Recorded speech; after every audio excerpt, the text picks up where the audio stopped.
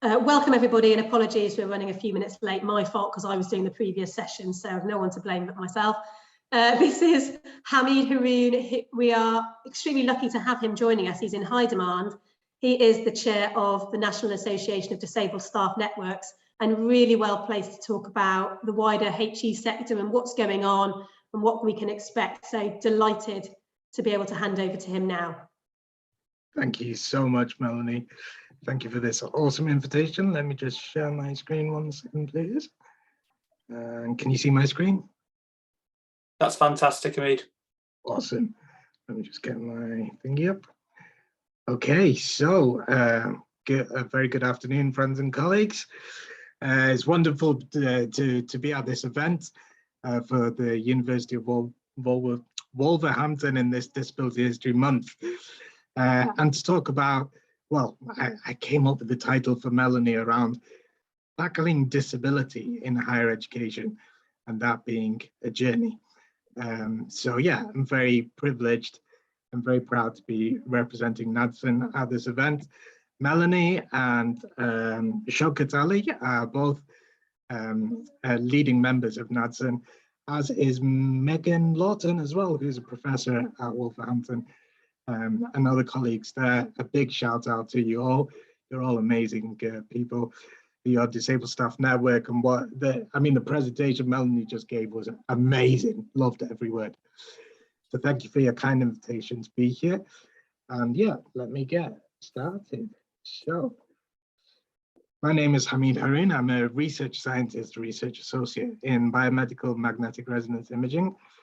Some of these pictures over here on the right side just kind of give you a flavor of the kind of imaging research I get up to at Manchester up there. So you would not, however, have expected that I would be doing this job, or predicted I'd be doing this job, if you knew my beginnings.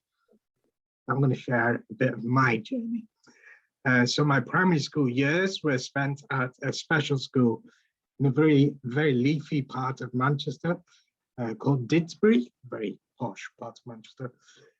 The children there at the school had a variety of disabilities, some with very complex and severe impairments, where I learned some of my life's most important lessons there about making the best of being disabled.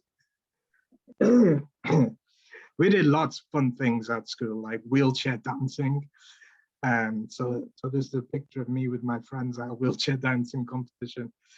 And we used to have vigorous, very strong, fierce sports competitions against other special schools in Manchester and nationally. We won plenty of trophies and medals.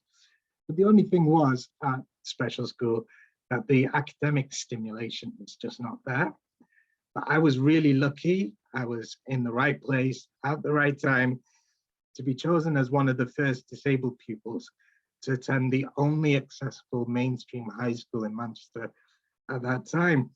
And this was my introduction to the real world. And I absorbed everything high school had to offer. And my favorite subject was science. So TV programs like Tomorrow's World and Star Trek, I hope some people out there remember these programs. They fueled my passion for science. They were portals into the possibilities of the future, some of which have already come to pass.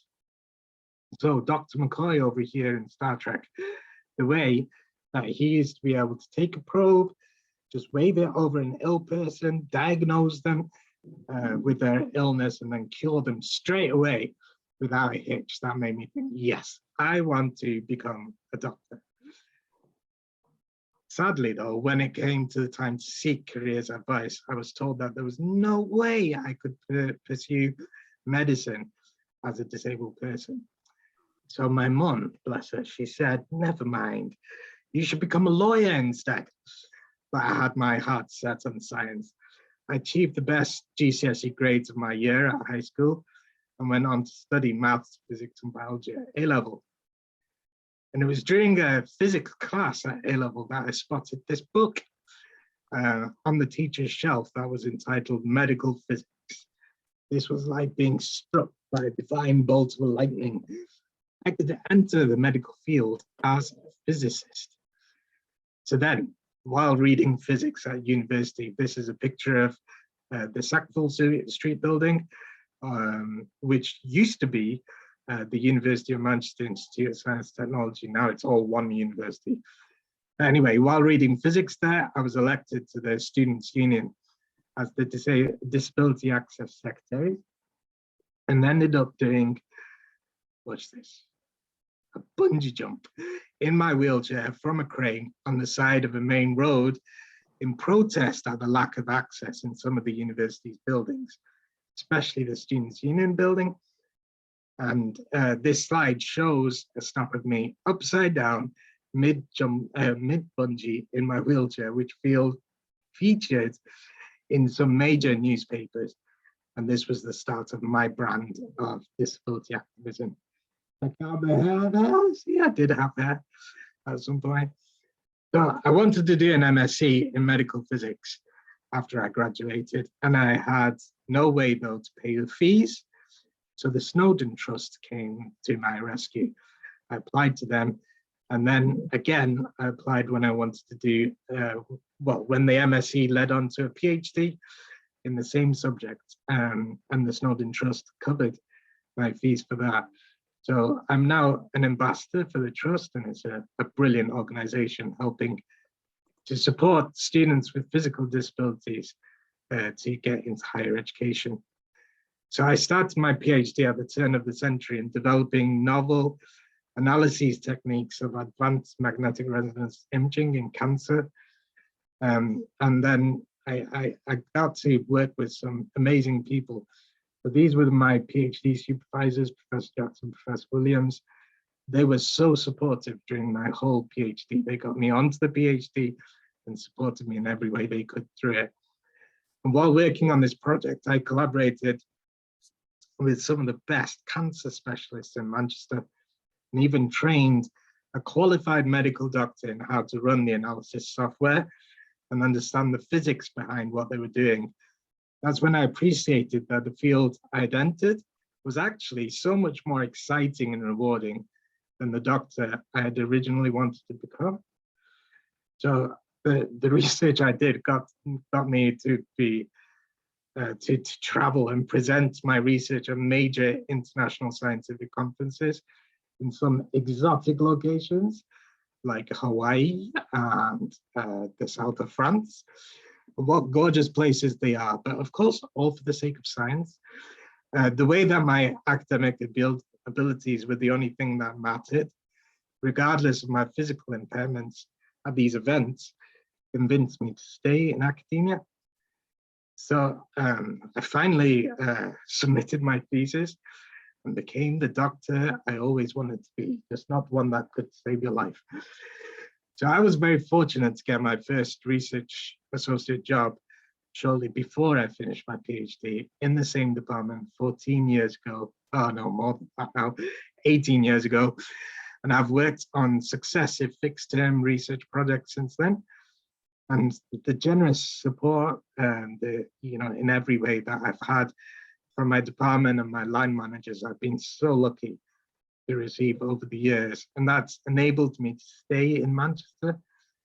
Many people have to move from place to place to progress their academic careers, but that there was no chance, there was no practical way of me being able to do that. And that could be why I'm still a research associate after all these years, but I love what I do. Oh, I've already answered that question. Do I enjoy my job? Yes, I absolutely do. I love collaborating with all sorts of clever, inspirational people from across the world, across the globe. I love teaching. I love engaging with bright young people. I love being creative and facing new challenges every day, sometimes during the night as well. Presenting at international scientific conferences gives you a real buzz. But the support is so crucial to be able to do any of this. And the integrated support I have is vital to me and lets me fulfill my potential with independence and confidence and control. So I need this support, and without it, I could not have studied or do my job.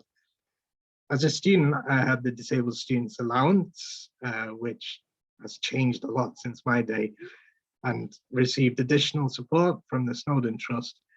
But on becoming a member of staff, I suddenly lost all of that support.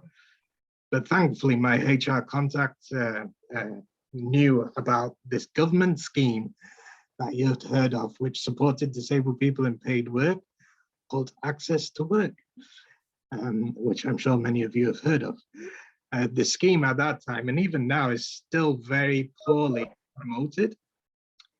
Sorry, is everything all right, Melanie?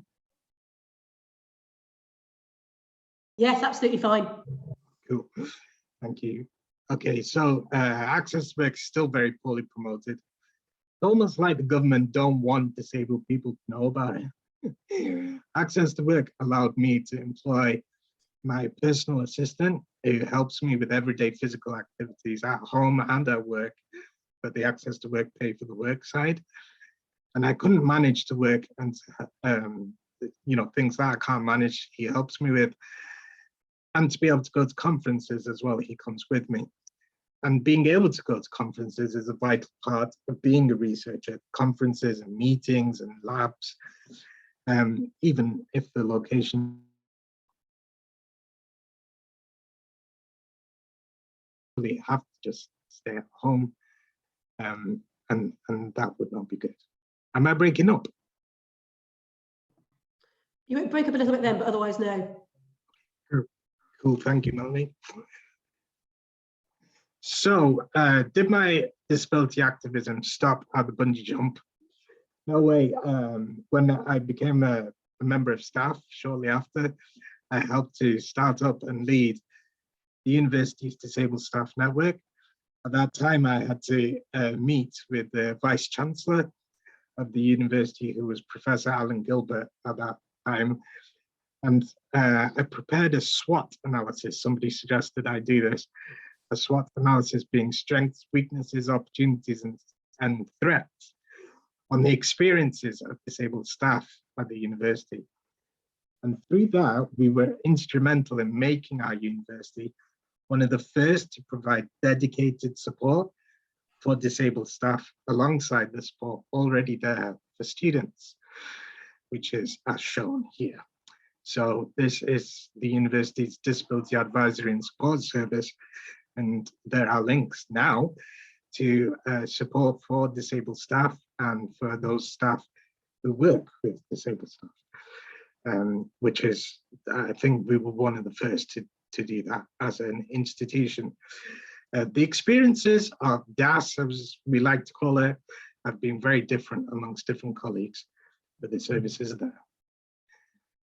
So in June 2014, we held the first national conference, I believe, for and about disabled staff in higher education institutions for disabled staff, and we welcomed people from across the country. And it was called What Are We Hiding? It had a double theme of hidden disabilities and the hidden contribution of disabled employees to the nation's economy, which is often goes under the radar. Nobody really notices what we do. So this slide, this next slide, shows our university's president and vice chancellor, Nancy Rothwell, presenting the inaugural Making a Difference Award. Melanie Sharp and I, as we were co-chairs at that time, for organizing this groundbreaking event, which was amazing. So I used that conference in 2014 to launch the National Association of Disabled Staff Networks, which I now very luckily chair. So this is a super network that is connecting and representing disabled staff networks in the tertiary education sector, universities and colleges across the UK and beyond. And it's open to any individual. It is open to any individual and organization committed to promoting equity, which is slightly different to equality, equity, diversity, inclusion, and accessibility of disabled staff. So we act as a collective platform to share experiences and good practice and examine the challenges and opportunities.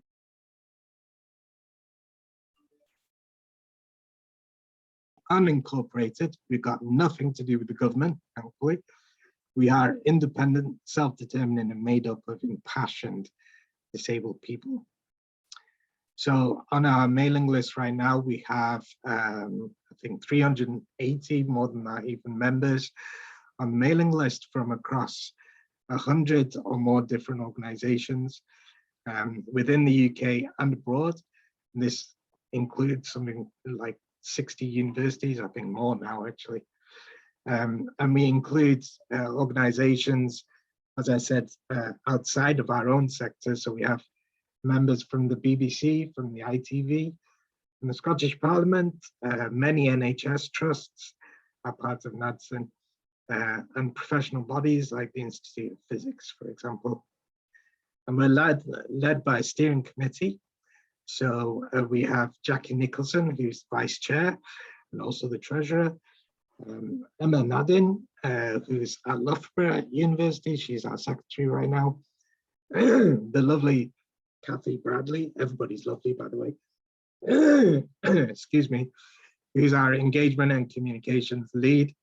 And then Kayla Barham, a very good friend at the University of Manchester, Fideline at Wolverhampton University, as well as our intersectionality co-leads. And then we have a network of regional leads and co-leads across the UK.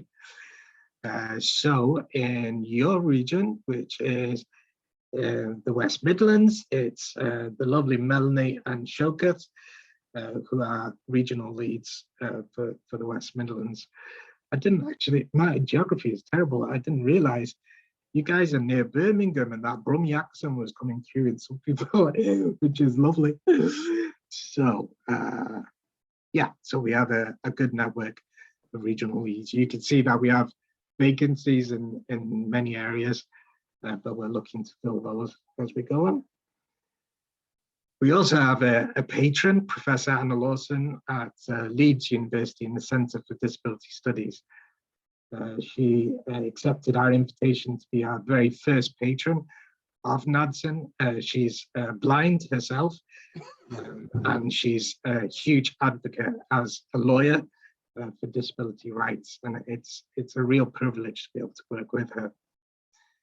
So some of our aims are to promote disability equality and to campaign for disabled staff networks to be supported in the workplace, to promote the interests of disabled staff on a national level, to challenge stereotypes by endorsing a social model of disability, which I'll come on to, and Melanie mentioned earlier, promoting a positive image of disabled people and eliminating the deficit medical model, to organize and deliver accessible events that can bring disabled staff and disability equality allies together, to create regional hubs, which is why we've got regional leads, to make it easier for members to meet up with each other physically, to support relevant research projects, policies and guidance for disabled staff, managers, institutions of tertiary education sectors and government agencies,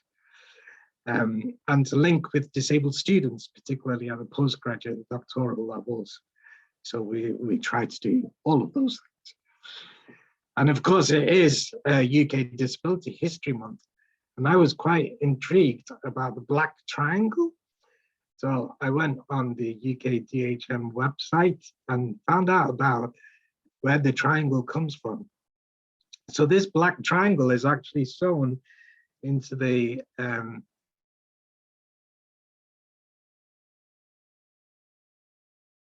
black triangles there on their shirts. They're sewn in there. And this picture, sorry, am I dropping out again? Again, only briefly, but no, you're fine again. Okay, cool. So the black triangle is worn by these men in this photograph, and they're sewn to the left side of their shirts. Disabled people during the Nazi regime in Germany were forced to wear this symbol by the Nazis during their what was called the T4 eugenics program, which was intended to eliminate disabled people. So these triangles were sewn on as a mark of that they were to be exterminated. Between 250,000 and 1 million disabled people were murdered by the Nazis in their false hopes of building this master race.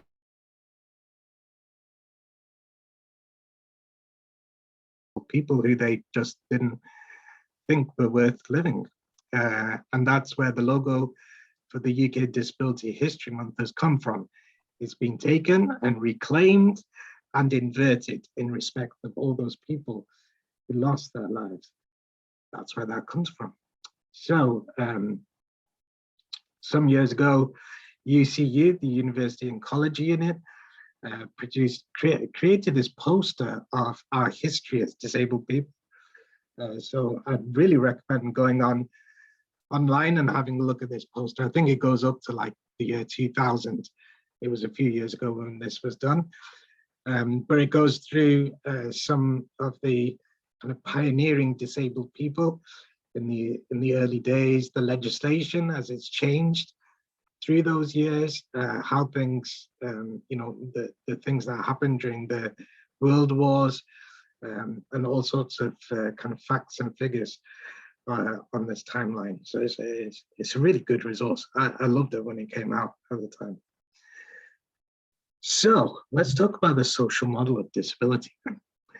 So the social model of disability identifies systemic barriers, negative attitudes, and exclusion by society, which could be on purpose or inadvertently. That means society is the main contributory factor in disabling people. So this could be prejudice, ignorance, or stigma, just like that elimination, annihilation of disabled people when I come into these ignorances about us.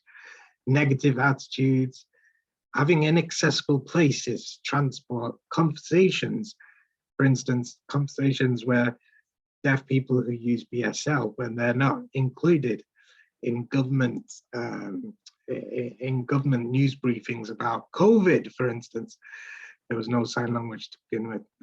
And information, for example, information being available in a format that people with learning disabilities can also access is so important. There are, however, as Melanie described earlier, newer models to the social model of disability. And it's really nice to see this evolution in how we think about disability and the philosophies and the actions around that. The newer models are including chronic illness and neurodiversity, such as the affirmation model that Melanie mentioned in her talk. There is as well the UN Convention on the Rights of Persons with Disabilities. So that's as much the same as the social model of disability, but puts it in the context of our rights, our human rights, to exist and to flourish and to fulfill our lives, which is so important, so key. And through this convention, which unfortunately our government has failed on time and again, but through the work of the United Nations, they announced that the International Day of Persons with Disabilities, or disabled people as we would prefer to call it, will be on the 3rd of December every year. And I think that started in 1992, I think was the first year that came about. And of course, our motto, our mantra, that there can be nothing about us without us. So as disabled people, we need to be front and center in all conversations, in all policies, in all things that affect us and our lives and our work and our families. And to be frank, that's everything, because disabled people are people. So there can be nothing about us without us. We need to be front and center in all conversations to do with us. The NADSN has been quite active in holding annual conferences to bring people together, bring disabled colleagues together in different areas of the country. So we managed to go kind of as a crosswise actually. So we started with a NADSN conference at the University of Chester during their diversity festival. The next year we went to the University of Bradford during their diversity festival, had a great time there. Then we went to the University of Edinburgh all the way up in Scotland, which was a fantastic event there. And then we had a conference at UCL, University College London, talking about Charter Maps actually was one of the big subjects there. So the last in-person conference we held was actually in partnership with the LGBT Network of Networks in Higher Education. And it was what we branded as the first joint national intersectionality conference, which took place in 2019 at Manchester Metropolitan University in partnership with the University of Manchester and funded by the Wellcome Trust as well. And it was all about unearthing the hidden voices of intersectionalities in higher education. So that being the intersectionality of disability with other identities such as sexuality, gender identity, race, ethnicity, faith, and other such things. It was brilliant. And then we had posters, we had workshops, and it was great to get those conversations going. But then sadly, the COVID pandemic came and created upheaval all over the world. So we turned online and started meeting on Zoom, and not Zoom, sorry, MS Teams even. And we've been meeting, I think, every 2 weeks or so on MS Teams to catch up with each other and make sure we're all okay through the difficulties of the COVID period. But we're managing to keep these meetings going. Wonderful thing is that people from anywhere can join in. We just have a catch up. We just chat about issues. We just chat and share our problems, but also solutions, and support each other. And it's been such a valuable and such a vital kind of aspect of growing our community together. You can see how happy we are. So by doing this, like I said, you know, people from anywhere have been able to join, and we've had often colleagues joining from Canada even in our general catch-ups, and finding out what life has been like for disabled people over there, which is no bunch of roses at all. So it's been fantastic, and we've seen a great growth and development in online accessibility as time has gone on as well, which has been really driven by the pandemic and everybody having to be online. And that's one good thing that's come out of the pandemic, and there's been so much bad. So during, well, when the first lockdown was going to be ended, we together in NADSN, we produced a position paper on what our perspectives, implications and strategies should be from universities as our employers for disabled staff. So we listed recommendations in this paper, and it was taken up by many HE institutions and made big impacts on the way universities approached accessibility for disabled staff coming back to work or remaining working from home, and the conditions that they set around that and how that worked. So that was wonderful to see that come out. And then when George Floyd was murdered in America by the police, we issued a statement around that, and the kind of interconnection, interplay, but also similarities between racism and ableism, and how structurally embedded both types of discrimination, both types of stereotypes are embedded in society systemically.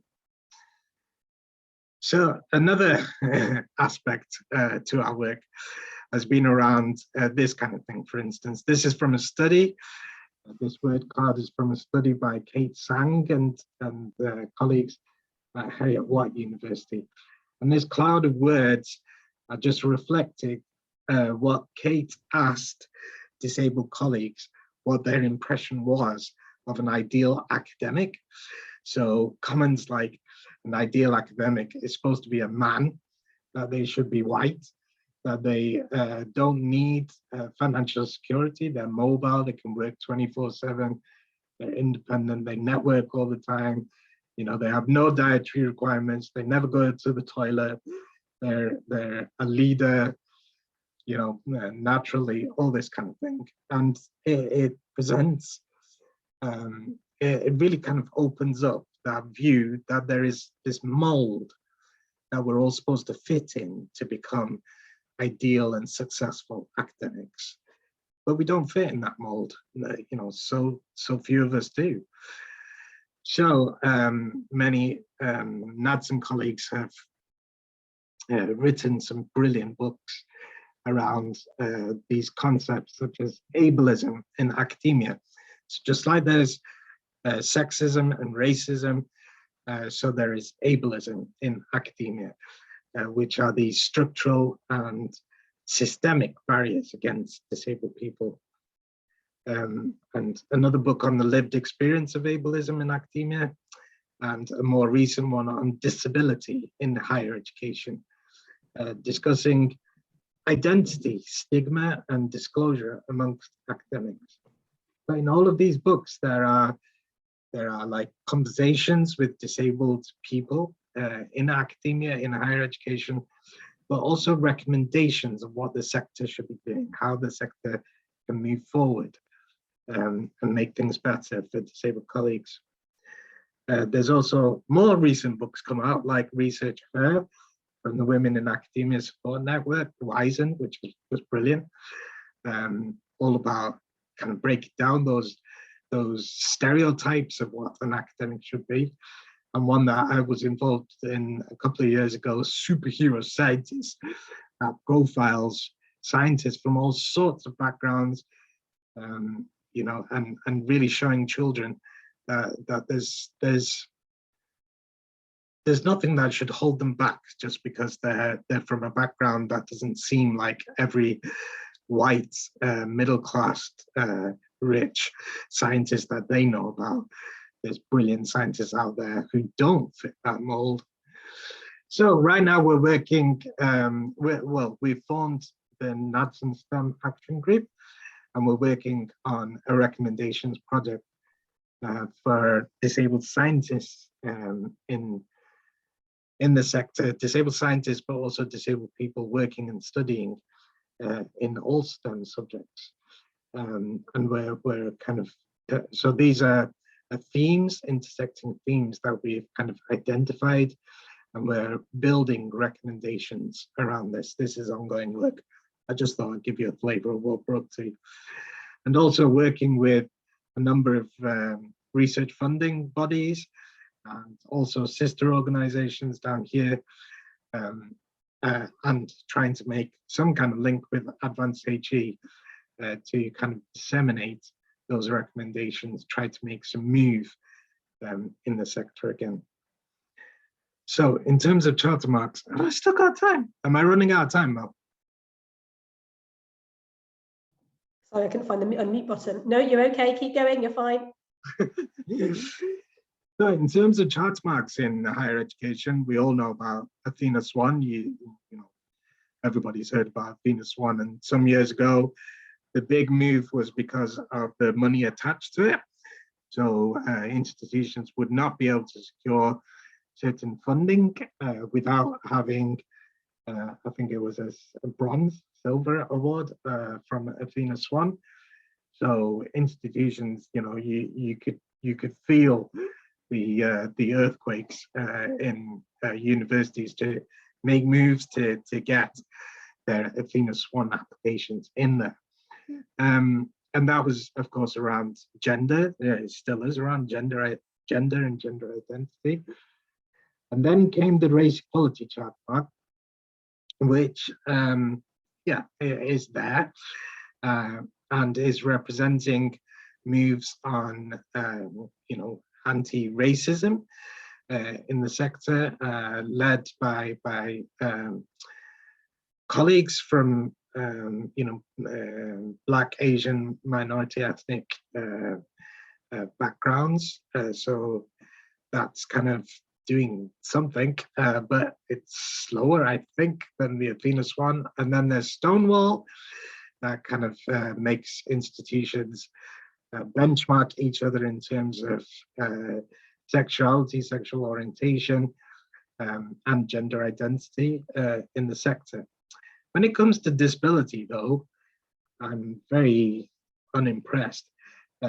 All we have is the Disability Confidence Scheme, which is a government-run scheme. We have Time to Change around mental health, which is pretty good, and the Business Disability Forum and their disability standard, which now universities seem to be very keen to sign up to kind of fill the gap on disability.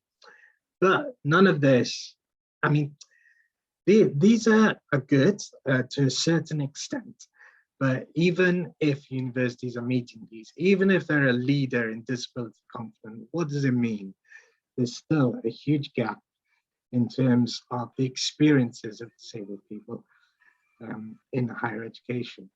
So we need something much more tailored to that. And we've been trying to talk to Advanced HE about this from our perspective, because we believe as disabled people, and as I said a few slides back, there could be nothing about us without us. So we want to influence what such a charter or a disability, a standard of some kind would look like.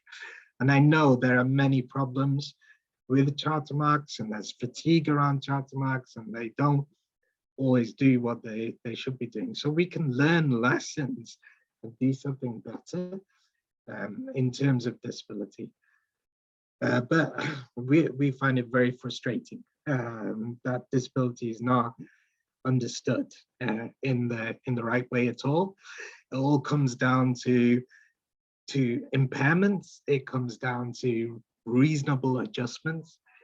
It comes down to financial kind of support, disclosure and data, but we know we have enough data to go on already. Disclosure and declaration of disability. Disclosure sounds like it's a criminal record to be disabled. Who would want to tell anybody about their criminal record? Disability is a very personal thing. You have to be in control of who you share that information with.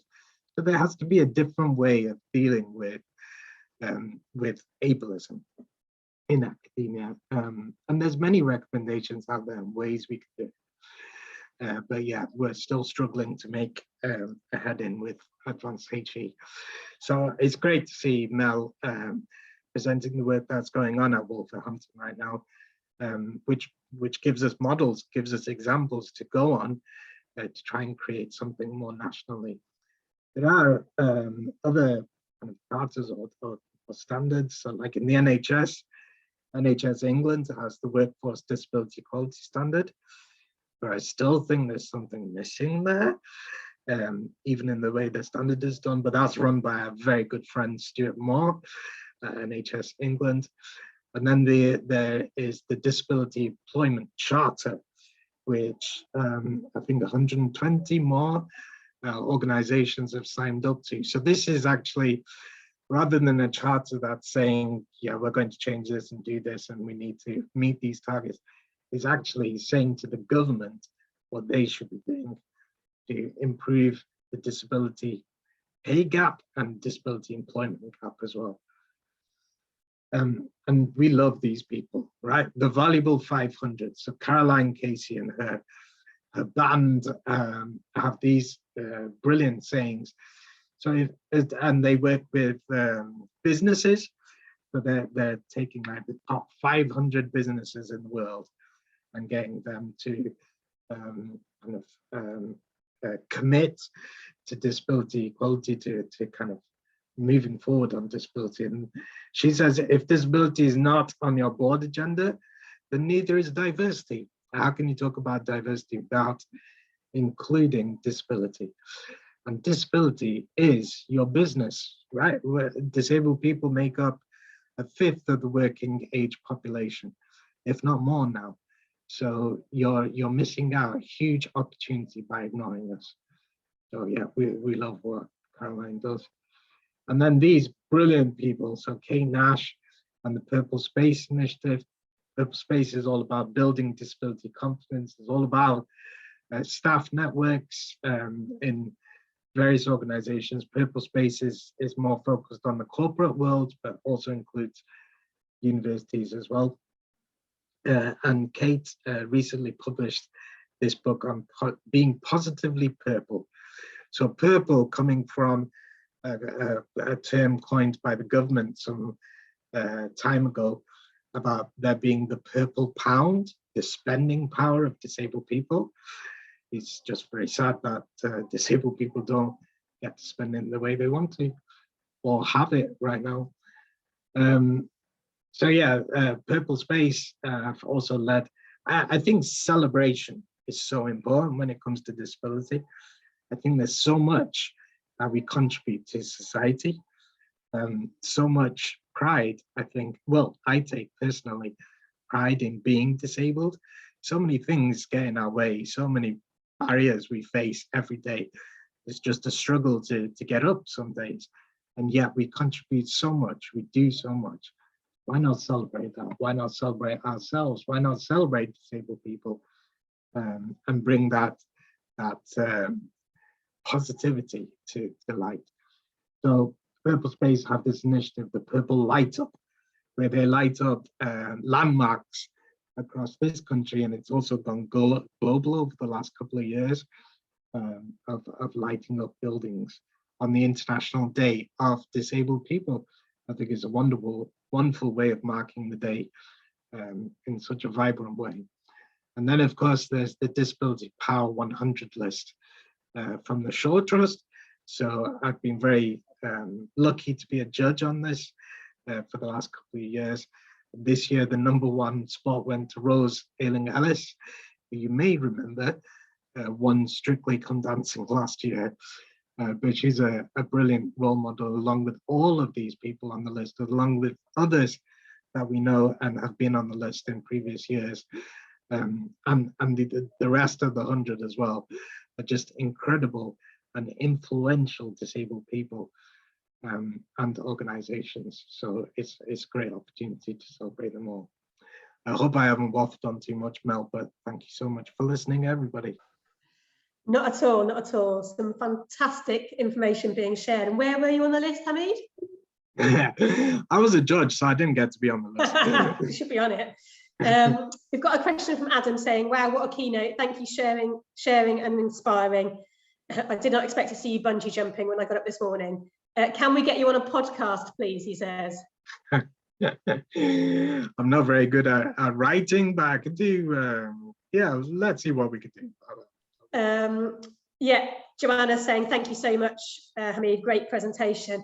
I wanted to ask you a little bit actually about the ideal academic that you spoke about. And I think, you know, talking about the fact that disabled people don't fit the mold, I'm thinking we should break the mold. Yeah. And, you know, what do you think it needs to look like?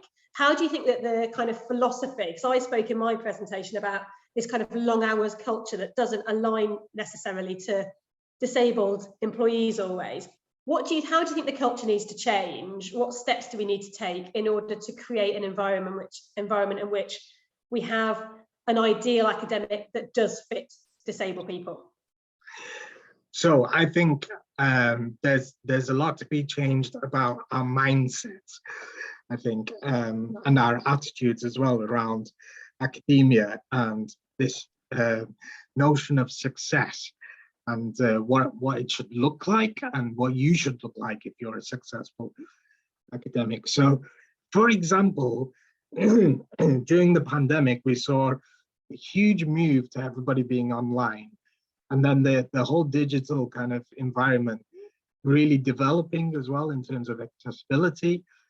People from, you know, who wouldn't be able to contribute or join meetings usually, being able to do so, you know, suddenly. Also issues, of course, coming up around digital poverty and that kind of thing.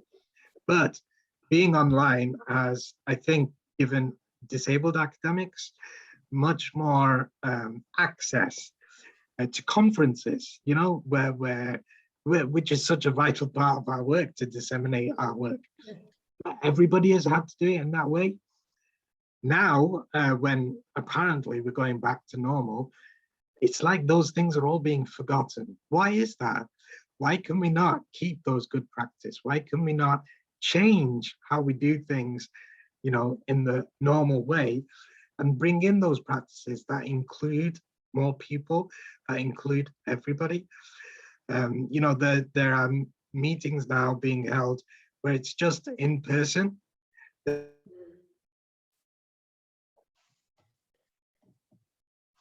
Again, so why is it that we're allowed to participate for a while and then it's off? So there has to be a huge, like, fundamental change in our mindset about how we work. So there's got to be flexibility in the way we work, and it's got to be, rather than us fitting the way things should be done, right? Work should be, you should be able to flex that work around you and make the best of your abilities, make the best of your energy, of your time, of your abilities. Yeah, I totally endorse that and hear what you're saying. I think it's so critical that some of the lessons that we learned from the pandemic, even though that came about, you know, very unexpectedly, you know, it created conditions that in some ways favoured individuals that have had a disability, or enabled them to manage conditions more effectively, to reduce the viral load they were exposed to. And I've got staff that have talked about, you know, having asthma and having, you know, far less periods of steroids needed when working from home compared to when face-to-face on campus. And actually it is about not having a system and making everybody fit that system, but having that flexibility and an understanding to say, actually, we could, you know, we could really utilize some of those lessons and have people continue to work from home if they don't need to be, you know, on campus, say, because they can work more effectively and it's better for their health and well-being. And we need to realize that people's health and well-being ties into their productivity, of course. We've had another comment in the chat. If I could just add something, Mel. So, like, even for non-disabled colleagues, right, in academia, you often hear about or experience people who have had burnout because it's just too much, right? The system expects too much of you, and work-life balance suffers so badly. So it doesn't just, you know, a better system wouldn't be better just for disabled people, it'd be better for everybody. Well, that was, Julian was echoing this morning in his kind of opening comments about a better world for everybody is a better world for disabled people, and vice versa. Joanna said, just an observation, I find that a lot is discussed quite rightly about disabled academics. There are also disabled professional services staff too, but they don't seem to be spoken about a lot in comparison when talking about higher education institutions. And I completely see that point of view. It does seem as if there's a lot spoken about kind of academics, but of course, there's a huge number of staff that work in different professional services roles. And but presumably all the work that's going on in NADSN covers everybody within HE. Absolutely, definitely, yeah. Nobody's left behind. I suppose it's just a personal thing that I kind of focus more on academia or academics, but yeah, all staff are included in NADSN, definitely. Yeah, fantastic. Julian, I don't know if you have anything to comment before we finish this particular session. Am I on mute? Nope. I think it's, how many times have I said that today? I wonder whether there's a lot of these things can be drawn, these strands that you talked about, Haroon, can be sort of drawn together. I mean, I've got so many notes here. The first thing that comes to my mind is that we seem to sort of like, if we think in terms of how we've forever been told, for instance, that our economy is in crisis because we have massive productivity gaps, and those productivity gaps roughly equate to skills gaps. But we seem to have actually created educational systems that are almost purposely designed to create exactly those situations, because they valorize only one very particular form of, like, sort of educational progress, achievement and attainment that is exclusive to people with disabilities, because in a lot of cases, my own brain, for instance, doesn't really work that way. So you create sort of like a paradox in which the problems that exist can be filled by literally promoting the people who have the skills and abilities to actually like plug those gaps, but somehow you simultaneously create a system whereby that never happens. And I wonder whether you have any thoughts on perhaps how we can actually sort of address that particular problem, because I think we're in danger of sort of like not realising that there are many different ways of understanding the world and many different forms of intelligence. We prioritise too much in one direction, I feel. Yeah, I couldn't agree more, Julian. I really couldn't. I mean, from my perspective being in a university, the university talks a lot about equality, diversity, and inclusion, about how we need to diversify our, our community at the university, how we need to welcome more students from different backgrounds. But actually, then the lived experience of people in the university is completely counter to that. It's like the barriers that people are facing. How can there be those barriers at the same time as you wanting to welcome people from different backgrounds? Even in terms of racism, even in terms of sexism and stuff. How can you be wanting to welcome more people when the institution itself is so entrenched in these systems that do not work? They did. So you're bringing people in, but how long do they stay? Right? What kind of experience are they having? Sometimes very soon afterwards, they're gone because they can't work in the way they're expected to. Expectations, assumptions, these are all things we need to really tackle. Is that partly because we're sort of expecting them to change because we see there's something fundamentally wrong with them? Exactly. Understand the world rather than actually being able to acknowledge that difference is actually really, really good and valuable.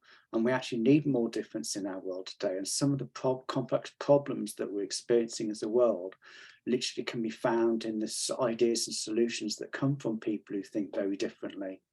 Another thing I'd like to add as well is this is a kind of a complex conversation and probably not really the time or place to do this, but I mean, you mentioned about the positives of being disabled in terms of the impact that we have on the world as individuals. But I wonder whether we also need to feel maybe differently about ourselves in that process as well, because obviously we go through a lifetime of struggle. We go through a lifetime of, and basically, the image you showed earlier about Nazi concentration camp, there's like a pattern throughout history which goes roughly back to Sparta and beyond now, of like if you think in terms of the infanticide, the Spartan society of determining who had value and who didn't have value, and therefore who had a right to existence and who doesn't have a right to existence. There seems to be an ongoing chain, and it'd be foolish to think that that doesn't exist today, because I feel like there's far too much attention, time and energy and effort put into finding cures for disabilities rather than actually sort of like helping to make society life and people's attitudes towards people with disabilities are a lot better than it actually is.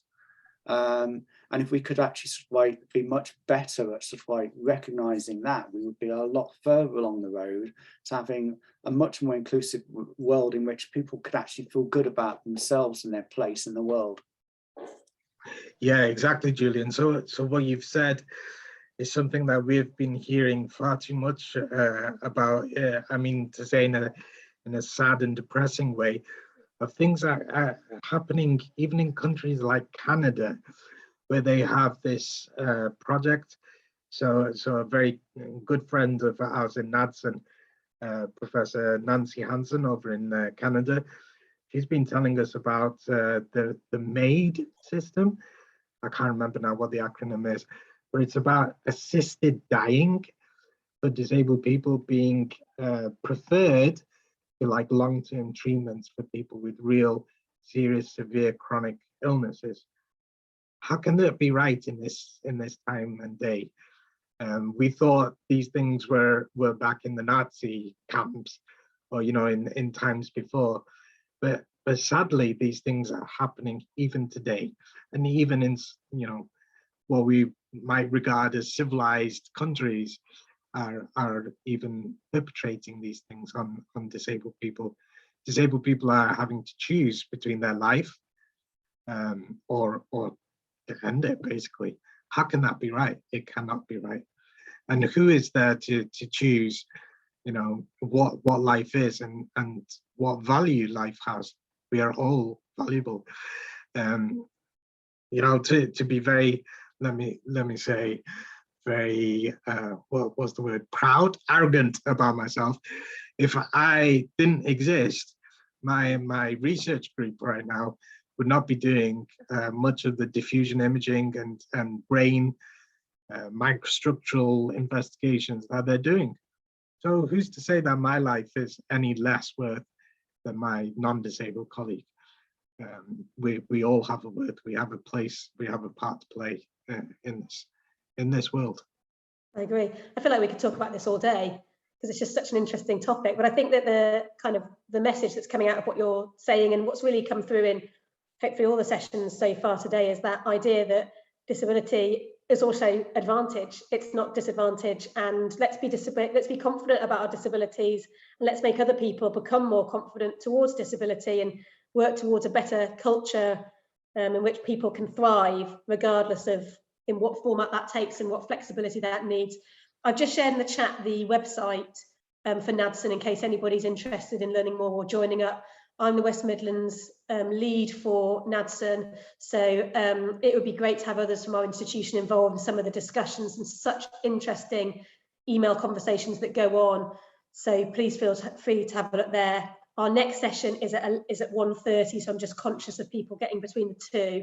And that's with Claire Dickens, and I've provided that information in the chat too if anybody's interested in joining that, and that's about suicide prevention and mental health.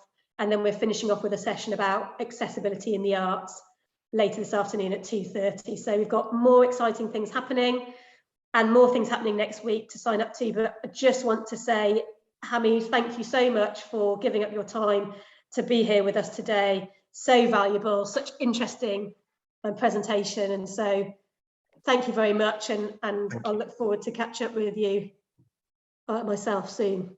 Thank you so much, Mel. Thank you, Julian. Thank you. It's been wonderful being here. Cheers. Bye-bye. Thanks, everybody.